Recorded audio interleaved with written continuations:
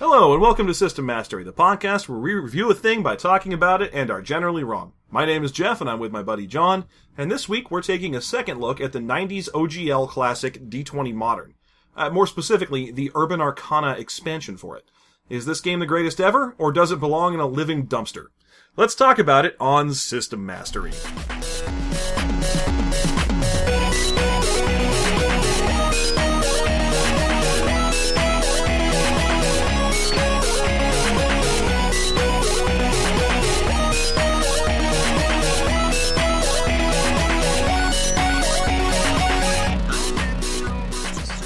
Welcome back. This is Jeff, and John, as always, is with me. How are you? I'm great. And lean in a little bit. There we go. No. This week, we are going to be talking about Urban Arcana. This is our first time talking about an expansion instead of a core game. Yeah. Last week we did the actual core game for this, the D20 Modern. Which is not very good. It's kind of, mostly it's just boring, really. Yeah, it's boring, because it's very vanilla. It's very much an OGL kind of instruction manual for how to build a setting and not necessarily how to play anything. But this, I feel like we may have a slightly different opinion. I don't know. Is your opinion this thing is balls out crazy and awesome? Yes, it is. That's what. Sweet. This is one of the books that I personally own. We're reviewing, actually I own D20 Modern too, because you need it to play this, but Urban Arcana is straight up amazing. Yeah, this pretty much made up for you making me read D20 Modern, because that was some horseshit, but this is way better. It really is. Okay, so let's get this out of the way. D20 Modern's Urban Arcana expansion is a role-playing game that lets you play in the modern world, except there's D20 races running around. So there's elves and halflings and dwarves. Yeah, as gnomes. much as the cover of D20 Modern, when you first saw that in a store, you might have gone, oh, it's modern day D&D. That's neat. No, it's not. It's fucking boring as shit. Yeah, it's modern day, period. It's just crappy Shadowrun, except not even set in the future. No, it is just, what are you? We are modern day, and full stop. Thugs versus cops, that kind of thing. Yeah, Urban Arcana actually is D&D in present day. Yeah, it's basically 1990s Chicago or New York, and there's a whole bunch of monsters running around, and no one believes you. Yeah, it is very, secret world, someone sees a displacer beast and thinks it's a big dog. Which, is funny to me because, I think about Lovecraft books, Shadow over Innsmouth and so on, or the ones where there's fishmen and no one believes that there's fishmen because their brains just tell them, no, those are humans. Except that this is like halflings and illithids and stuff, and I feel like those are just too cartoonish and they aren't really trying to look like humans. No, but the book at least tries to cover for that. So it's got the shadow. Yep. And that is the veil between worlds. And so, if you're an illithid and you come through the shadow into our world, there's a couple benefits. You get to learn whatever languages are spoken in the area you appear. Mm-hmm. So if you show up, in a place that predominantly speaks French, then you also speak French. Hooray. And then, in addition to that, you get sort of a glamour on you so that people think you look normal-ish. You look like something that their mind would accept. Yeah, so the illithid just looks like a dude. Yeah, so you look like, but if you come through as a dragon, then you look like a small airplane most of the time, unless you're blowing something up, and then you look like a small airplane causing a gas leak to explode a gas station. Whatever. It's funny to me that we talked about this last time, that there's kind of a level at which humans will accept big lizards, like any bigger than an alligator, and that's gotta be a gas leak. Yeah. So, as soon as the dragon comes through, you're like, oh, I'm seeing something weird. I can't deal with it. Too weird. Yeah, and there are a couple of exceptions in the book, for things that can't quite get shadowed good enough, like beholders, because there's just nothing that a beholder could possibly be. Yeah, it's just a big floating sack of eyes, and people are like, I don't think that is a bird of some kind. I'm pretty sure I've just gone insane. What's up with that gross one-eyed face with a bunch of eyes for hair? Is that am I at a pride parade? Is that a float? So where'd you think I was going with that? I thought you know how gay people are just floating heads. That's the new homophobic thing. Yeah, I'm pretty sure when you turn gay, you just become eyeballs. Oh, the gay agenda is to shoot me with a disintegration beam. That's why I want to keep them out of my schools. Nothing against them. I just don't want my kids turned to stone. Yeah, that's it. You know how the gays are all anti-magic with their big eye? Yeah, that's it. No, I was saying that maybe he looks like a parade floater. I don't know. Maybe like if that Ace of Cake show was given the job to make a big floating face monster for their cake, and you're like, oh, I just can't currently see the two guys carrying that slowly. It's just a balloon. It's a balloon. That's all it is. It's a balloon with a bunch of secondary balloons that are melting me. So there are a couple monsters that are immune, and there are a couple of monsters that blend right in, and then there's races that you can play as. So the first book just had humans. You were playing as humans all the time. But this one gives you back all of your classic D20 races you love so well. Yep. Elves, gnomes, halflings, dwarves, half-orcs. But then it also gives you all those fun CR races that you'd remember from 3rd edition. I don't even think it's CR. I think it's ECL. Yeah. And it's the level adjustment. That this monster is too powerful, so if you're playing as him, you're playing 2 levels lower than your friends. Which, in 3rd edition D&D, is a death sentence. Oh, yeah. Because in 3rd ed, you're like, well, that means my spell progression is lower, so oh fuck. Yeah, because in 3rd edition, if you have any levels of fighter on your character sheet, that's a mistake. You have screwed up. Yeah, then it doesn't even matter what race you're playing, you've already fucked up. So. Whoever wrote 3rd edition was absolutely convinced that strength was the only ability score that mattered. So if you were playing as like a half ogre or something and you get a +4 strength, they were like, oh shit, do you realize how hard you can swing your sword? We better give you a character level 4 levels lower than everybody else. Meanwhile, wizard. Yeah. So, anyway, this book doesn't have that problem because, as we talked about with D20 Modern, wizards are capped at, like, level 5 spells. Magic's really not as big of a deal. Now, one of the other things I immediately had sort of a knee-jerk issue with going through is, so you have all the extra races and everything, and they have the standard D&D adjustments. So, +2 Constitution, -2 Charisma, Dark Vision, and so on and so forth. And the main D20 Modern book has nothing. Because there is no rate, you're just a human, there was no adjustments, no anything, and so it just meant if you played a human and someone else was playing any other race, you're better than them because you get some bonus, whereas they don't. But it does come with the Shadowkin human option, so you can make a human that gets you get a bonus feat, you get +1 to all your saves, so the standard D&D human spread. So if you are playing in Urban Arcana and don't want to be a gnome or a bugbear or whatever, then you can just be a shadow human so you aren't completely fucked. Right, because humans did not come with the standard bonus feat and the better multiclassing, because this game does away with the whole favored class multiclassing juggle. Oh yeah, well in the D20 gone. Modern book, they just assumed you were a human, so there was no need to adjust anything. Right, they gave you the correct number of feats, so if you're playing as a dwarf, you were just better.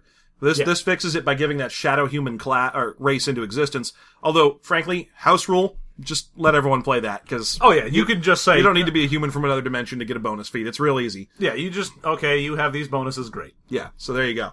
Okay, so in addition to the base races, there's also, I think there's Azamar, Tiefling, Gnoll, half-ogre, which is... a regular ogre. Regular ogre, which is ECL 3 or something crazy. Oh yeah, because he's strong. Because he's 12 feet tall, and he's strong, and everyone thinks he's a giant stinky construction worker, or janitor maybe. And Bugbear. Bugbear's in there, which I love. Kobold is in there, which I love. And Drow. And let's get this out of the way. This book, whoever wrote this book and hired the artists to work on this book, had a real boner for Drow. And we don't just mean he had a boner for Drow in that he included Drow and everything, which he did, but also all of the Drow are like, I'm showing my thong off. Yeah, there's a lot of whale-tailed Drow in this book. It's kind of surprising how much. There's, just like the last book, the D20 Modern, they did a lot of iconic characters.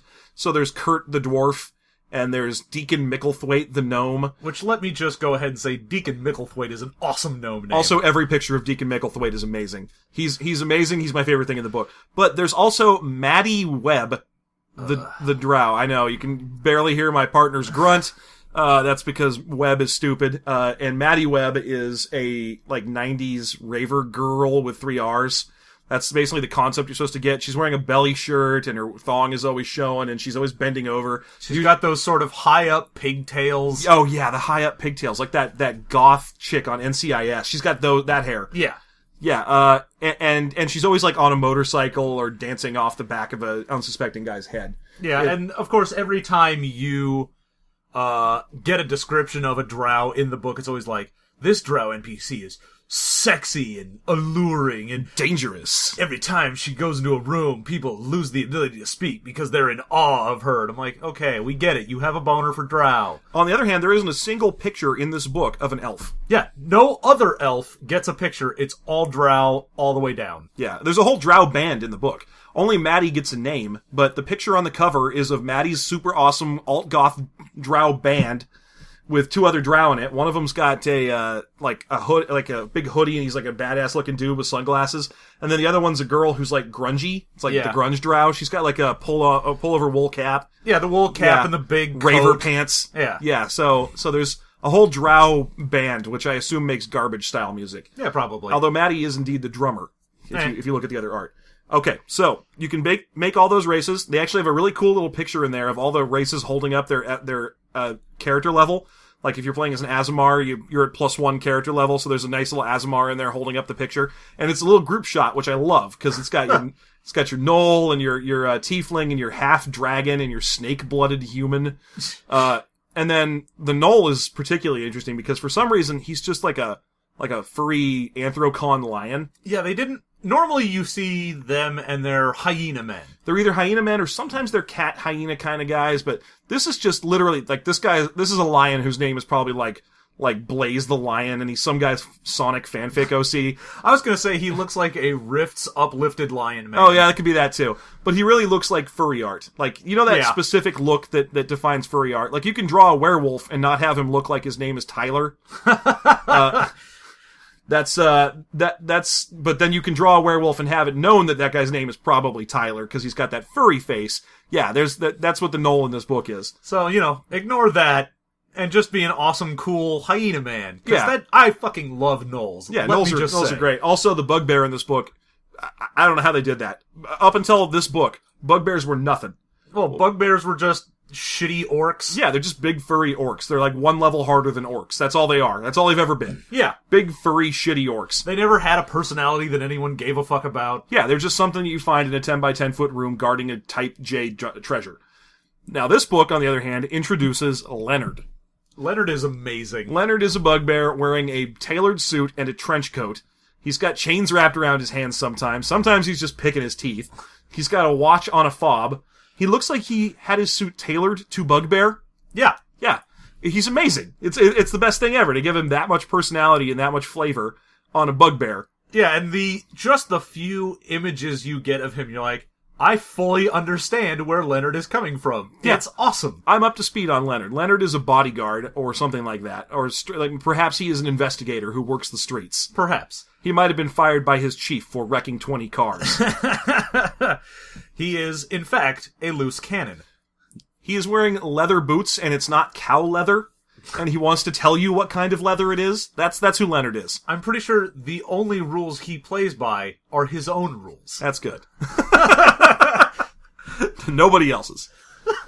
All right, so that's what those are. You still use the same class system as D20 Modern. So just to really quickly recap that, there are 6 base classes that are based on your 6 stats. Yep. So there's fast hero, strong hero, tough hero, smart hero, dedicated hero, and charismatic hero.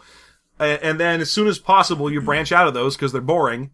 You pick up some basic abilities, which you would recognize if you were playing 3.x D&D. Things like evasion and power attack and so on can be found in those base classes. So you use them to build your core of what your character is. And then as soon as possible, you jump ship, because this is a very multi-classy game, and try to get into different classes. Now, all the classes from D20 Modern are still good. You can still go through and play as a soldier or, a celebrity or whatever the hell you want. But this introduces a bunch of new ones. And most of them are sort of loosely based on being D&D. Yeah, so instead of a fighter, it's an archaic weapon master. Yeah, and you've got things that are sort of weird versions of a mage. You've got techno mage. You've got techno mage. You've got something like the mystic, which is a cleric that doesn't do healing, which is very interesting. Mm-hmm. You get all of the divine spells, but you specifically cannot heal people. You're just sort of mystical. Right, which I feel almost like they took that right out of Rifts. Because that's what the Rifts mystic is, too. It's a mage who casts spells intuitively, or maybe from a god, and you're not sure. You're the half-psychic, half-mage. You're half-psychic, half-mage. I know, yeah. Come on. I know. But it just feels that way to me. It's kind of like I don't understand where my magic is coming from You're character. super new agey. You're like, I don't know, I've got these crystals and maybe they give me magic powers. Yeah, I'm wearing a pyramid for a hat. So, you've got a bunch of those. And those, again, only go up to 10 because this game... Multi-classy. You have to multi-class. And so even if you're like, I really want to be a mystic, that's what I am all about, at a certain point, it doesn't matter. You have to move on. And because of that, you get max level 5 spells. And one of the things, we mentioned that before. We mentioned the level 5 max spells. We mentioned that you only get to go up to level 10. But what they added in this to the spells is incantations. Which, if you played 4th edition, are a lot like the rituals in 4th ed. Yeah, you'd recognize them right away. They take longer than an hour to cast. They duplicate an effect of a high-level or utility spell, which you otherwise would not waste your spell slots on. Yeah, and it is open to anyone. Anyone can learn them. So it doesn't matter if you are, I'm a strong hero, tough hero, and street soldier. If your arcane knowledge score is good enough, you can go, that's fine, whatever. I can still polymorph a motherfucker if I want to, just by having this incantation. I don't need to be levels in a spellcaster class.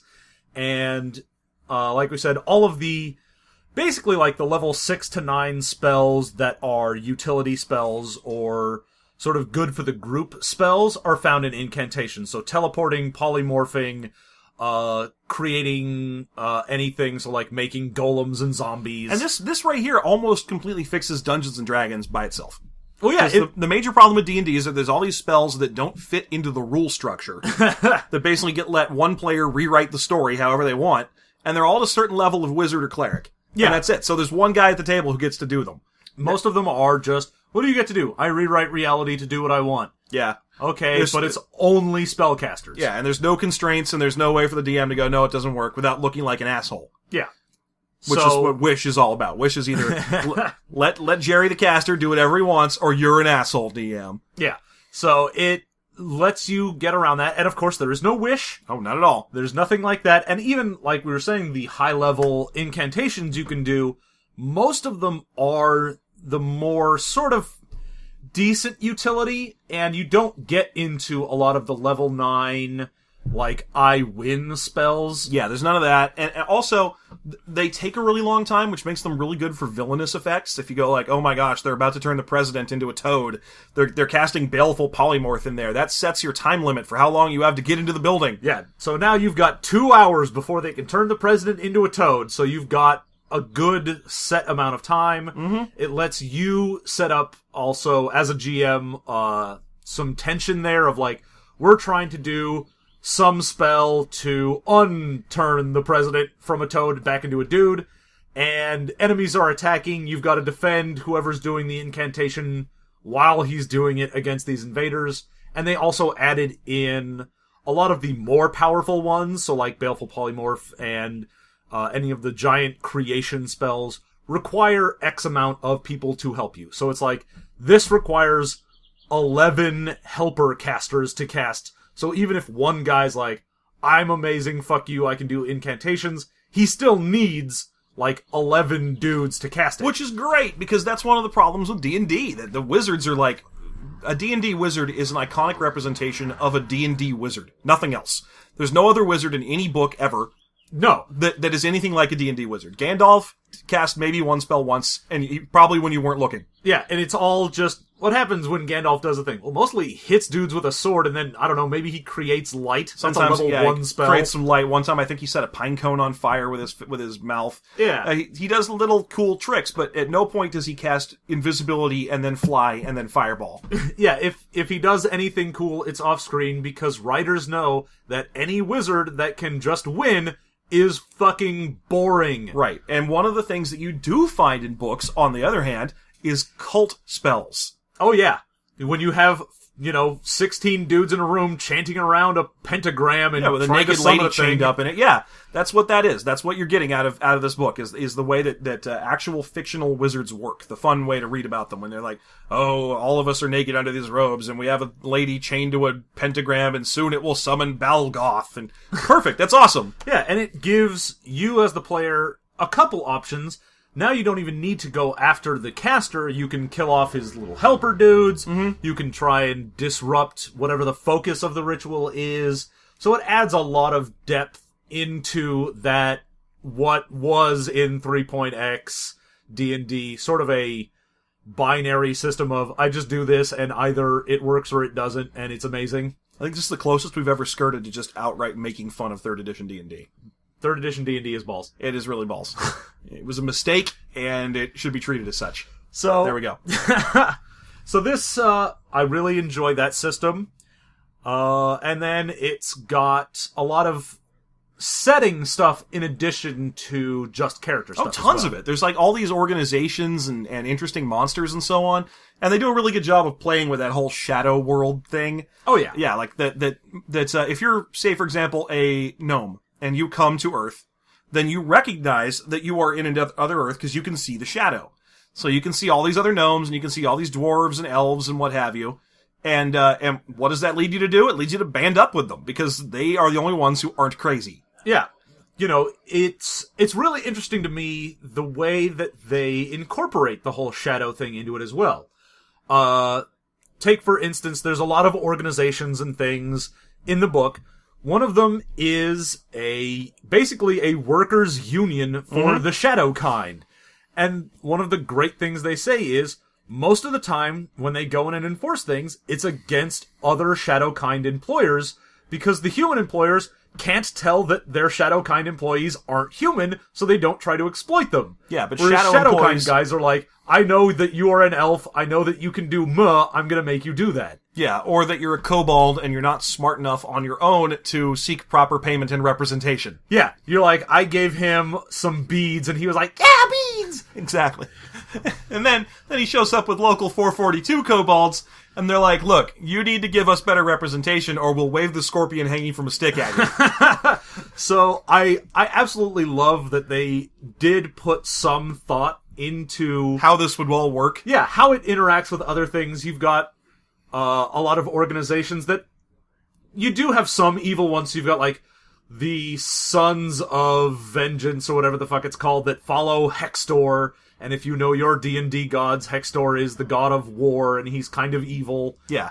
But it's all just biker gangs. That's great. Yeah, I'm always amazed when I flip through that section, because there's so many organizations that they decide to put in. And a lot of them tend to follow a template.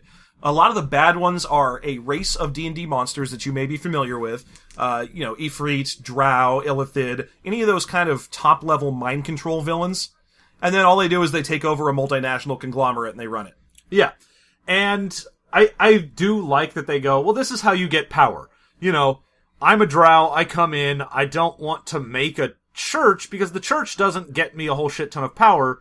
Being the head of, like, News Corp gets me a shitload of power. Also, LOL stopped answering my prayers when I switched dimensions. Yeah. So, it makes perfect sense. The only problem I would have with it is that, you look at the Corsoni family in the book, and the Corsoni family is a mob that is run by an illithid. And he's like their godfather of illithid, except that he's only one in the organization. Most of the organization is humans and some shadow kind. He has 2 big old minotaur bodyguards. Yeah. And the problem that generates is, wait, is every illithid this powerful? Is everything in the world that's awesome and bad run up by illithid? Or is there pretty much very few of them here? Well, I think obviously, the nice thing is, it leaves it up to the GM. They say, here are some organizations you can use. These are just ideas for stuff. You don't have to use all of them or any of them. But the great thing is you go, okay, let's say not a lot of illithid have come through, and a few of the ones that did were more concerned about eating brains than establishing power. That's true. And so one guy decides, you know what, fuck you, I'm a mob boss now. And he gets his own mob boss, and it even says in there, being an illithid, he could technically just run out all of the other competition in the town, but he doesn't want to draw that much attention. So he just sort of lets them exist and uses ridiculous mind control psionic stuff to keep tabs and fuck with them and turn other guys against each other. And he's mostly just doing it to fuck with people and have fun. And that's great. That's perfect. It's just fine. There's an Ifrit that runs a multinational just business conglomerate. The Drow, I think, runs a news network. Yeah. And then there's also a restaurant that is run by shadow-kind people. And it is awesome. It's sort of adorable. The juxtaposition of having McDonald's and medieval times. Yeah, so it's basically a medieval-themed McDonald's. Burger King, if they took it more seriously. That's what it is. It's called the Prancing Pony, which, great, nice little Tolkien reference, whatever. And then it talks about how the food there is normal, but they do offer food that's specific to what people from another dimension might want, like mutton and so on. Yeah, and then they call it things like you can get the rock wings, or you can get an elven garden salad, but it's all just, some chicken wings and a normal salad, whatever. It's all just playing with it. It's all, these are, whoever came up with this was like, I would love it if people from the Shadow were like, yeah, we're from the Shadow, let's fuck with everybody. Let's just take names we're familiar with and sell them to everybody else as kitsch. And you get the magic meals, which are their version of Happy Meals that come with a toy. And the toy is magical. It's a magic toy. It does magic toy things. And so you can get, what did you get? I got a wind-up cat. And the cat can get wound up and move 5 feet, and maybe its eyes light up, and it lights up a 5-foot square. Is this at all anything powerful? No, it's a fucking little wind-up toy. It's a little cantrip, yeah. Now, I feel like we may have given short shrift to the classes. Because I think we really want to talk a bit about how there's a couple different classes for everything and what you can do with the classes in this game. Yeah. So there's a bunch of them. Most of them tend to fall into lines that make sense in Dungeons and Dragons. Like you've got Archaic Weapon Master.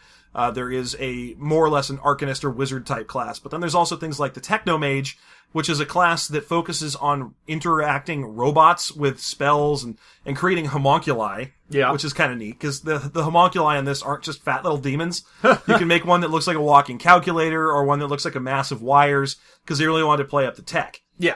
And this was sort of the precursor to the Artificer in 4th edition. Absolutely. Although this book actually is the Artificer predates this book. Well. Woo! Knowledge! Anyway, there's the Arcana Ranger, which I'm a huge fan of. Mm-hmm. The Arcana Ranger is a charisma-based class that focuses on getting necessary items.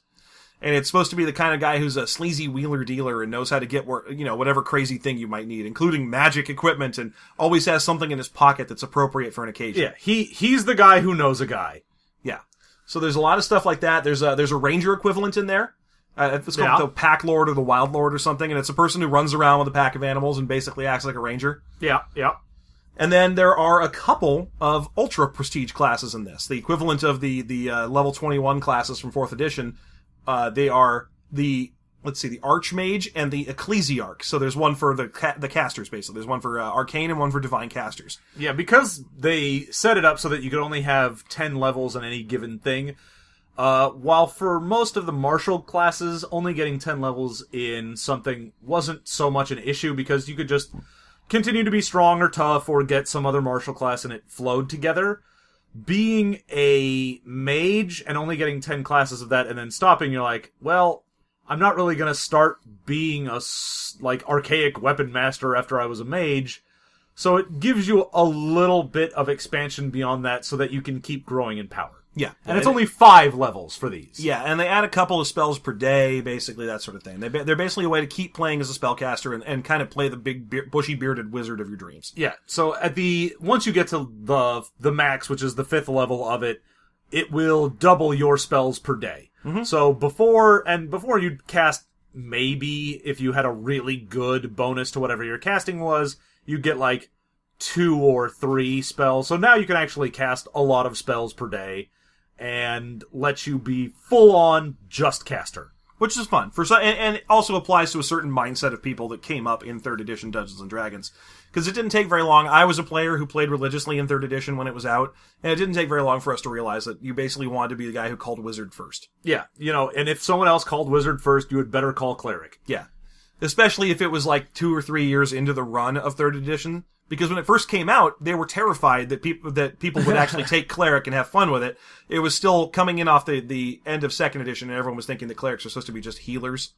Kind of cure light wounds on a stick. Yeah. And then people played with the Cleric class in 3rd edition for 10 minutes, and were like, oh, wait a minute, these are better than fighters. Yeah. At being fighters. It was just, wait a minute, I can be in heavy armor with a big weapon, and then buff myself to be better than a fighter. Well! So... Anyway, enough off the 3rd edition horse for a bit. Let's talk about the equipment in this book. Okay. It is, we mentioned before in the D20 Modern, they like to be hyper-specific. When they talk about cars, it's not just a sedan or a van. It is these specific cars, and they are, once again, super hyper-specific in this. If you are riding a bike, it's not just you are on a bike. No, you are on this specific mountain bike, or this specific racing bike. You're on a Kawasaki Ninja, yeah. Oh, yeah, and also regular bikes, not even motorcycles. Oh, yeah. Regular bikes. They have a regular bike in this book for a policeman. Yeah, and what is it? It's a mountain bike that has some pouches on it. That's it. That's all you get, but we decided it needed another entry. Wouldn't you say that's more of a bike for, like, a Rob Liefeld character? Yes, it is a super 90s bike. It's got pouches all over it. No feet, which, doesn't really make a difference from the other bike. Bottom of the wheels. It's always in a cloud on the bottom. It's got a magic ability to always be under a cloud. Just super bulked up handlebars and really tiny wheels. Oh, yeah, and the handlebars point in directions that aren't quite straight for where they should be. Yeah. Okay. It is the Liefeld bike. That's the Liefeld bike. 3 ponytails. Its name is Blood Bike. Shot. Death. Hammer. Grim. Wild. Cat. Okay. Yeah. So it adds that, and again, it's just sort of adding on more to what you got in D20 Modern. It's just a lot more examples of things. Yeah. But it does add on magic equipment. Of course, because there's magic now, so they need to have magic equipment, and the magic equipment in this book is a mix of the standard magic equipment you'd expect from 3rd edition D&D. Yeah. Plus one swords. Staff of Power, your Amulet of Pure Evil, and all of that stuff you would assume to find in, like, a DMG or any of the treasure guides. You're like, yeah, okay, I get that. I know what that item is. It's boring, and you can ignore it. Yeah. Now, on the other hand, this book went crazy with what would happen if you let modern people develop D&D magic type items. So you have the Rod of Technology, and the Enchanted Biker Jacket. And the Bumper of Ramming. The Bumper of Ramming, and the Horn of Blasting, which is a car horn. Yeah. So it added, there is an entire section in the book of magic items that just go on cars. Oh yeah, there's a ton of them. Also, there's a motorcycle that's like an alive demon Ghost Rider motorcycle, which I love.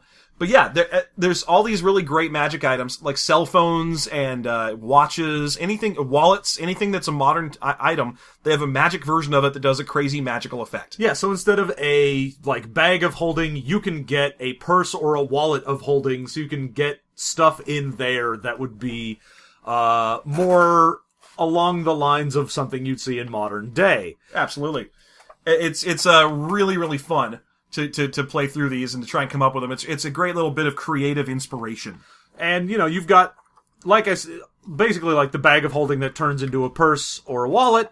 You have some of those items that are playing on what was an earlier item and then just turning it into sort of a modern day thing. And then you've just got actually fully new modern day items that only exist in this. Right. Yeah, there's a couple of like lasers and ionic weapons and so on. But here, just for fun, let's talk a little bit about some of these magic items that exist in this game. This is, I'd say, reason number 2 or so of why I actually really like this, which is rare for me with an OGL thing. Okay, the Chainsaw of the Psycho. There you go. The Cloud Kill Grenade. The Blade Gun. Which the Blade Gun. Just turns from a gun to a sword.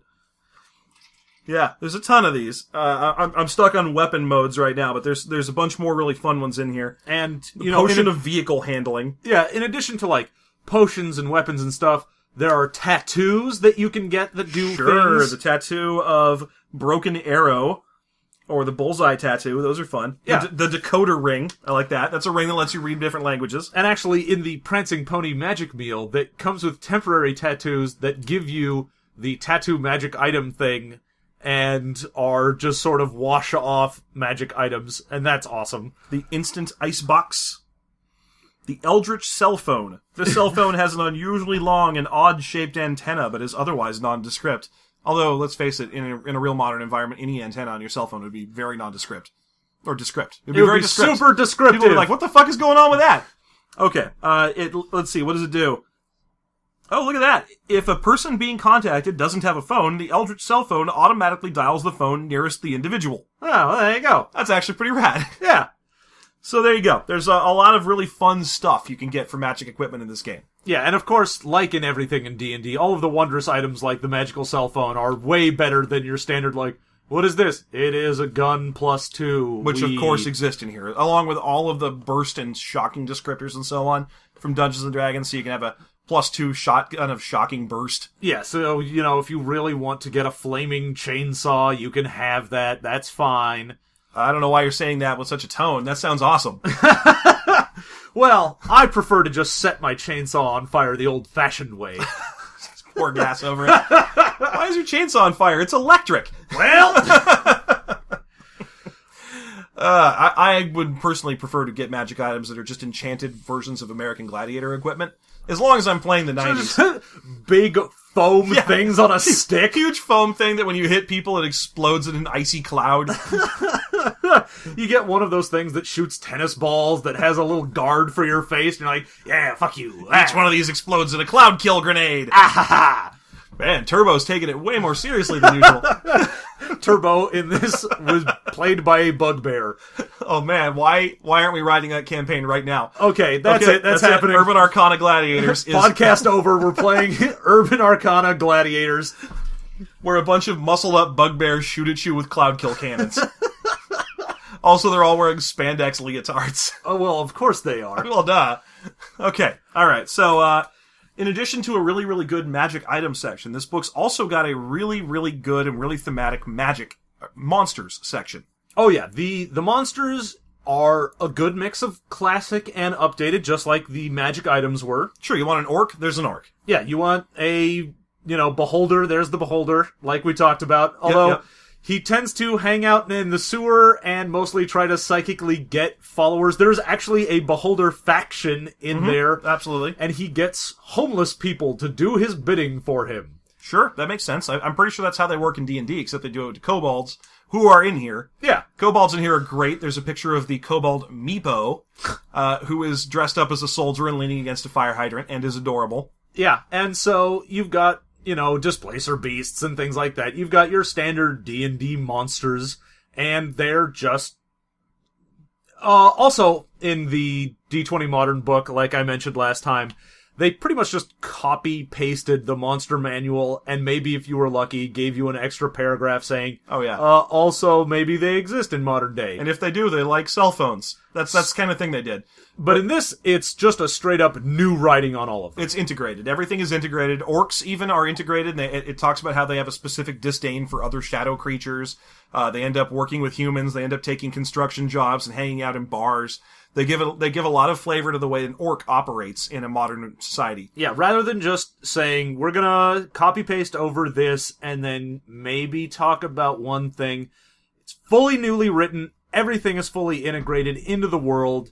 And then you've got goofy, weird, new stuff. Which is perfect, because it's all stuff that plays on kind of horror movies of the past 20 years or so. So there's like roaches that infest a person and then burst out of the person as a giant roach. Yeah, and you've got things that are like, what is this? It's a sludge monster. Oh yeah, an animate pile of radioactive waste. Anything like that kind of plays on our fears of, modern society's downfall. Yeah. The living dumpster is actually in this book, and it plays on the whole concept of you never know what's down an alley, and isn't it spooky when you're all alone in a dark place, that kind of thing. There's a man made out of leeches, there's a golem made out of gears. So it really wants to take things that you are familiar with, update them to this, and then take kind of those modern myth things where people are talking about, like, yeah, there's the Mothman, and he exists, and so, we'll turn him into a D&D monster. Oh yeah, there's Skunk Ape. I mean, I'm looking at Skunk Ape right now. Yeah. And Skunk Ape is basically Sasquatch, Harry and the Hendersons type character. Yeah, so it wants to... Because, all of the D&D monsters were generally like, what is this? Mythological creatures from the olden times. Usually, yeah, Norse or Scandinavian myth. And so now you get those plus modern myth. Yeah, monsters. modern mythical effects. Like the toxiderms are a really good example. The toxiderm is basically a mix between a slime and a golem, and it's made out of industrial runoff.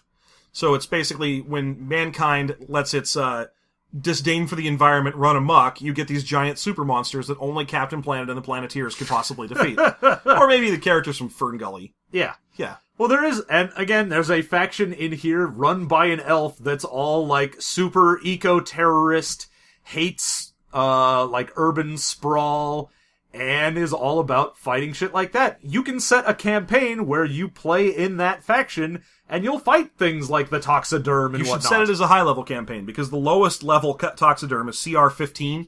They are all extraordinarily dangerous. Well, of course they are. They're fucking runoff. Yeah, only Captain Planet can beat them. I mean, come on, he doesn't need a CR2 monster. Yeah, that's for the Planeteers to fight. Yeah.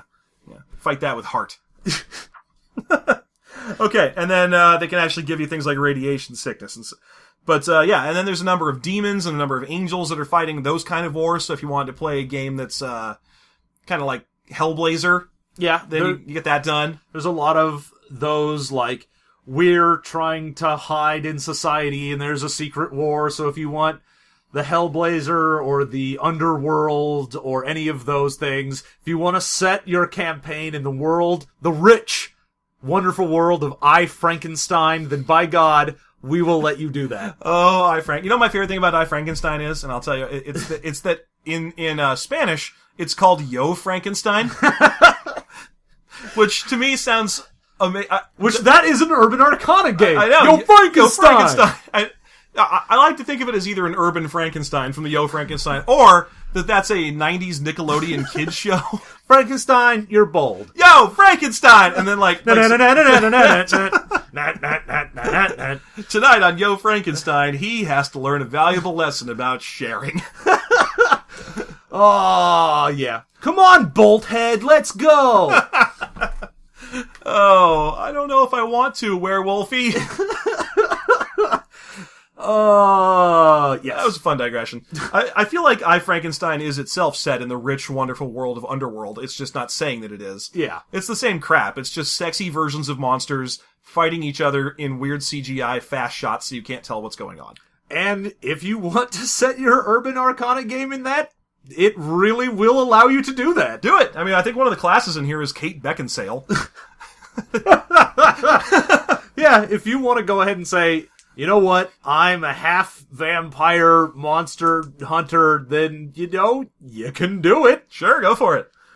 Oh, okay. So this does a really good job of letting you set your story in the world of kind of urban 90s, like sci-fi fantasy-ish movies, of which there were more than a few. I mean, you could play Mortal Kombat with this game. Yeah. You could play Spawn with this game. Mm-hmm.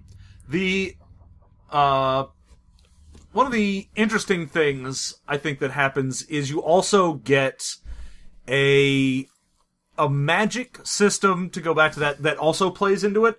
So not only do you have the magic items that are like the magic cell phone, but you have things like one of the level 5, the high level spells you can get is a teleportation spell that teleports you by IMing yourself to someone. Yeah. You can send someone an instant message and pop over there.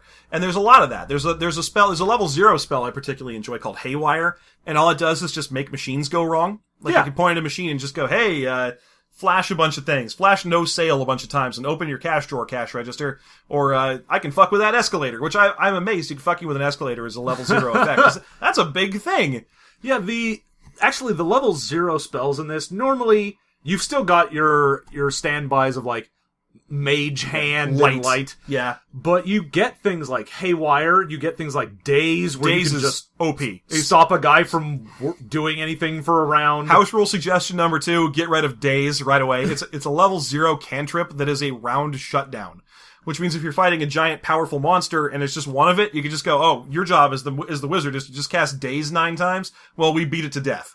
And one of the interesting things, you can get a feat that is added in this where you have a magical heritage. So either you come from a race that's very magical, or your parents knew magic, or whatever. It's great for when you're a gnome, because gnomes are supposed to have 3 little level 0 spells they can cast. And so it gives you 3 level 0 spells per day. Yeah. And because the level 0s are actually useful for something, you can do things with it, and it doesn't just become a flavor feat. It lets you actually use a feat for doing something interesting. Yeah.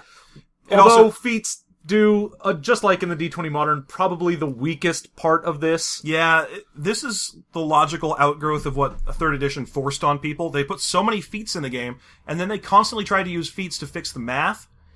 It was like, it's sometimes hard to hit people, and sometimes there aren't enough skills, and the answer was always, feats, put in more feats.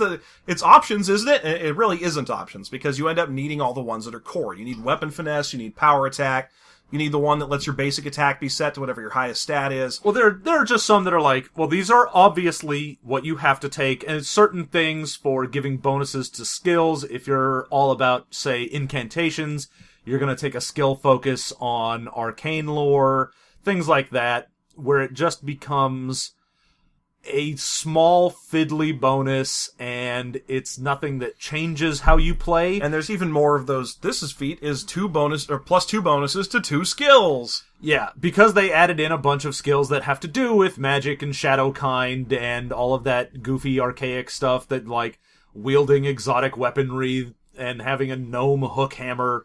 So there's all of those in there. So they had to add feats in there that cover all of that as well. And again, it's just, what is this? Just stuff that doesn't matter at all. Yeah, and it's because they realized early in the 3rd edition development cycle that feats were a way to give people fun choice. Because if you look at a 2nd edition character, you're like, I'm a level 5 fighter. What's a level 5 fighter have? I know that off the top of my head, and I haven't played 2nd edition D&D in 12 years. And the reason I know off the top of my head is because there's only like 3 things a level 5 fighter has. A level 5 wizard has third level spells. Yeah. And there you go. That's what a level 5 wizard has. So they wanted to try and branch that out, so they did it with these feats, and then they made a lot of them boring, but at the same time, they made some of them amazing. So they made some of them mandatory is the problem, because it's a math fix. So it looks like choice, but it's not, and that's just kind of a shame. I mean, don't get me wrong, the feat problem exists in every edition of D&D that has feats. It's a problem in 4th edition, too. Honestly, it crops up in almost everything that even uses feats. Yeah. There are a few games out there that will use them where you get way fewer than you would in, say, a D&D game, but they actually change the way you play or inform your play in some manner. Yeah. Whereas these are really just get like a +1 to something. The other problem with them is generally that you will have them all chosen at level 1. Like, you'll know exactly when you're getting them and exactly what they'll be. And that's a big problem in 4th edition. 4th edition looks like you're making a million choices, but realistically, you've made them all already. Like, I'm level 7. That means this is the level where I can finally take a cold weapon attack or whatever. So you know what you're doing all the way up, and the choice is more of a follow a track. Yeah, and I will say this, for as many of those +2 to some skills things that they have, it actually becomes something you might want to get, whereas normally skills are just sort of awful. Here, because it's set in the modern day, you use them a lot more, and most of the, like, sort of prestige class things have a, like, knowledge theology of 6 ranks or whatever. So if you want to get into it sooner, you can spend your early feats on going, all right, I'm going to get +2 to my knowledge theology. I'm going to get +2 to whatever else they have. I hate to do it, but that is not correct, because those are skill ranks as opposed to skill bonus level. The feats give you they give you a +2 to the roll, but they don't actually give you ranks. I want plus ranks. Where's my feat for plus ranks? They don't do that because that way people will get into the prestige classes too early. And then that was a D&D problem, and they shouldn't have carried it over to this. Quite frankly, I feel like if this game didn't have levels in fast hero and bullshit, that'd be fine. Yeah, I mean, you could probably start your game off as an Arcana Ranger, and no one's gonna give a fuck. Right. I get the impression a lot of people played D20 Modern and Urban Arcana at, like, oh, you start at level 5. You don't have to spend a bunch of time fighting kobolds working at the local prancing pony. And you don't have to spend a bunch of time going, well, I'm a strong hero too. Yeah, I'm just waiting until I become the thing I want to be. Yeah, so that wouldn't surprise me. The other, I'd say, weak link about this book would be it's got a really comprehensive set of vehicle combat rules. Which, for the most part, don't matter much. Unless you're playing, like, TMNT Roadhogs or Car Wars. You know, or if you're fighting against that aforementioned biker gangs and you're a, like, rival good bike gang. The problem with vehicle combat in most games has been that it's binary resolution. It's like, roll to control the vehicle. Did you succeed? Great. You keep fighting you keep shooting at the other guy. Did you fail? You crashed. Fight's over. Yeah. So, they did at least add some nuance. It's still binary because it's D&D and every skill is binary. Yeah. But you had things like you can roll for stealth and spot checks and things like that in to lose your specifically tail. vehicles. Yeah, which is alright. I'm almost never a fan of comprehensive vehicle combat rule sets in games because they just don't seem to come up as much as the writer of the game figures they would have.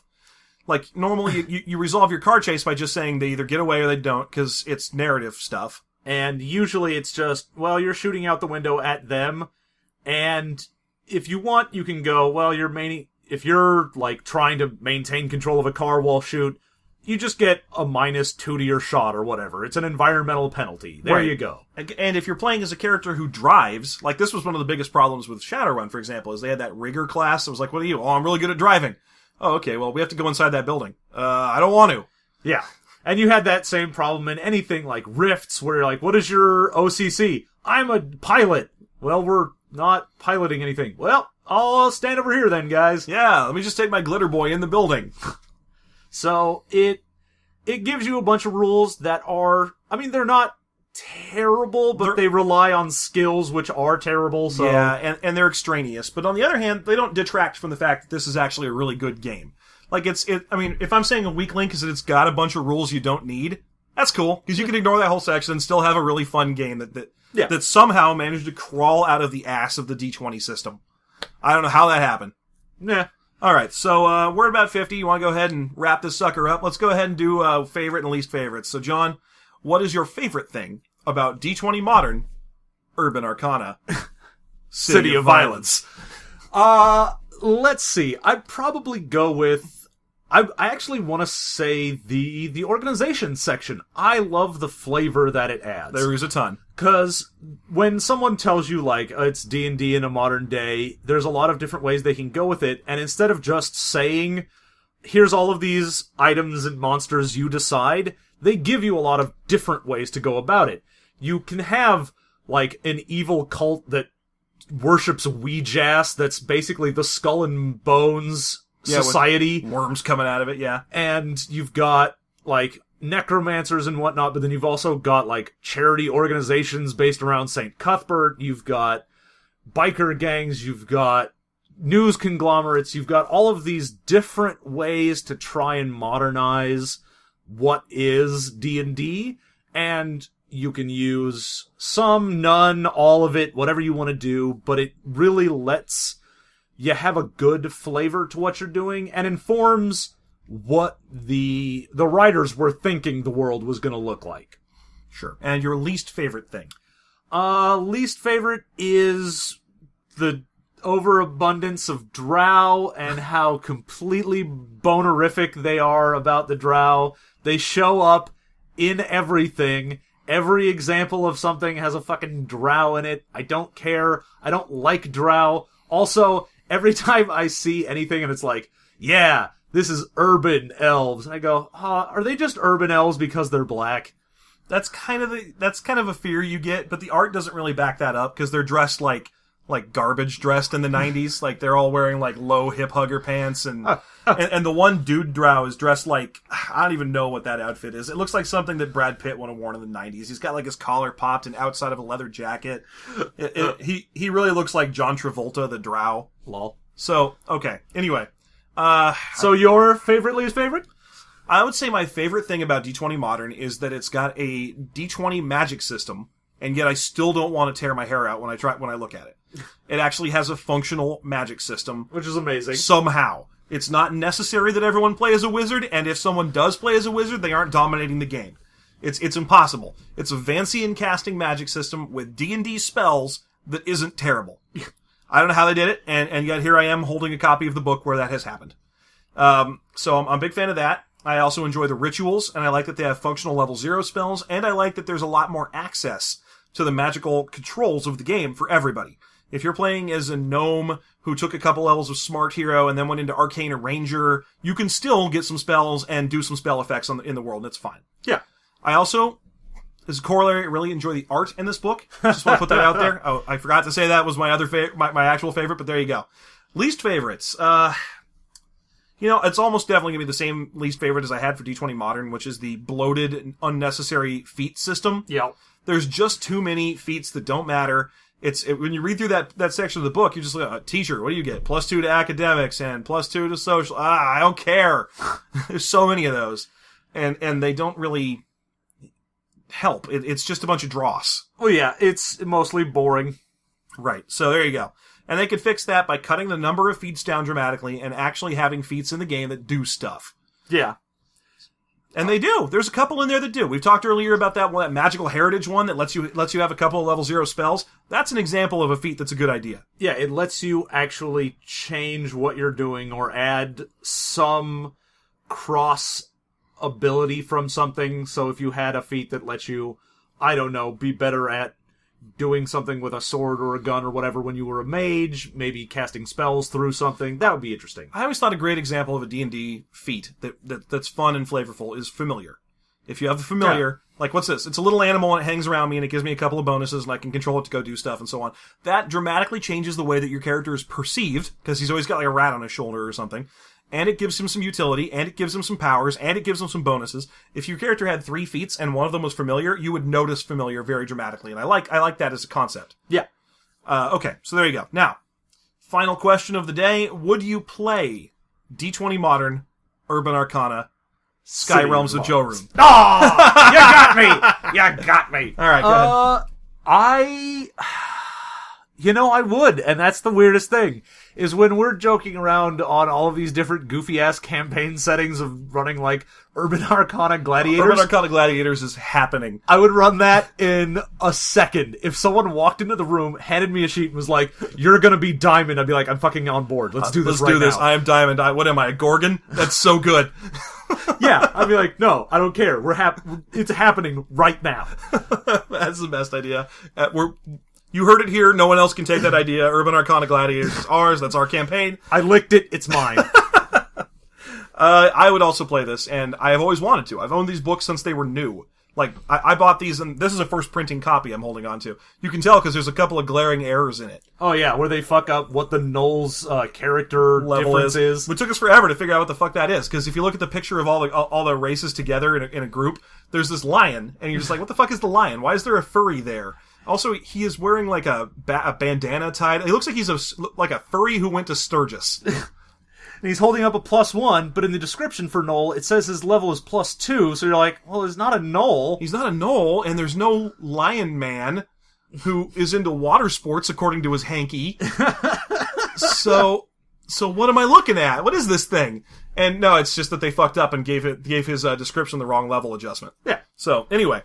I've owned these books forever. I would love to play them. I've always thought there was a lot of potential in there. And so, yes, I would also play this. So there you go. Just to prove that we aren't relentless douchebags who hate every game we review, this is a game, a 3rd edition D&D based game that neither of us hates. It is a Christmas miracle is what it is. Yeah, I want to shout about D20 Modern to the kids outside my window. It's not too late! I haven't missed it! Buy me the fattest D20 at the Goshas! I must get character sheets to Cratchits! God cast bless on us, everyone. Lovely. Okay, so let's wrap this up.